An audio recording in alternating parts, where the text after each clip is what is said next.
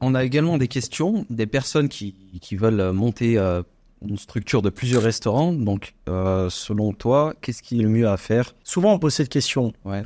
Alors, Tata Holding, en dessous, tu peux mettre une société. Par exemple, tu as des restos par restaurant ou une société qui a tous les restaurants.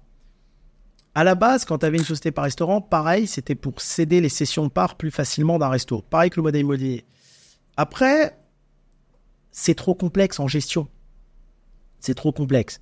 Par contre, ça sécurise un peu, mais tu vas passer d'une société à une autre, tu vas vouloir transférer tes salariés d'un restaurant à un autre, il va falloir faire des transferts dans les contrats, c'est trop de travail.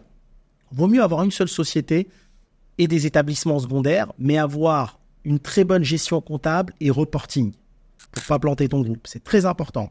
Mais tu te simplifies la tâche avec une société. Il vaut mieux avoir une société avec un gros chiffre d'affaires, qui fait 30, 40, 50 millions, que plusieurs sociétés qui font 1, 2 millions, tu vois. Par contre, c'est beaucoup plus administratif. Faire très attention. Mais tu vas te développer plus vite. D'accord ? Et en plus, il y a plein de gens qui faisaient des cascades de sociétés pour être un peu discret, tu sais, un peu flou, mais aujourd'hui, tout est visible. Aujourd'hui, tu n'ouvres pas un compte bancaire si tu ne dis pas qui est le bénéficiaire, donc l'actionnaire effectif de l'entreprise. La banque, elle t'ouvre même plus de compte.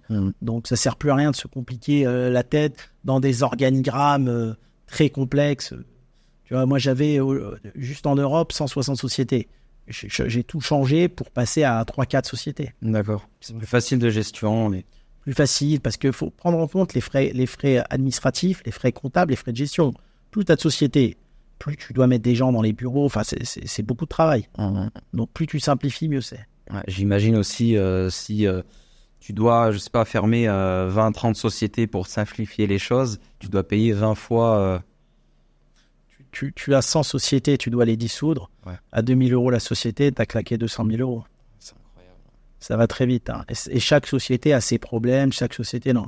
Alors, quand c'était la période Covid, où on te donnait des aides par société, oui, ça valait le coup. Donc, s'il y a un prochain Covid, je ne sais pas, c'est bien ce modèle-là, mais sinon, non. D'ailleurs, la plupart des groupes qui se développent très très vite, ils ont une société avec plein d'établissements secondaires et basta.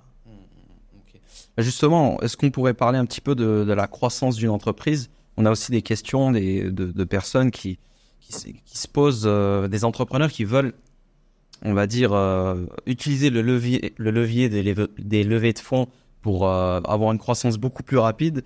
Est-ce que c'est une bonne idée finalement d'avoir un modèle comme celui-ci où justement il faut avoir un modèle où tranquille Alors déjà, il faut voir si tu es prêt à avoir un fonds à tes côtés, avoir un associé à tes côtés. L'association, c'est bien et pas bien. Il faut savoir si tu as une personnalité à avoir des associés. Est-ce que c'est des associés actifs ou passifs, etc. Un fonds d'investissement, il va te demander des comptes. D'accord ?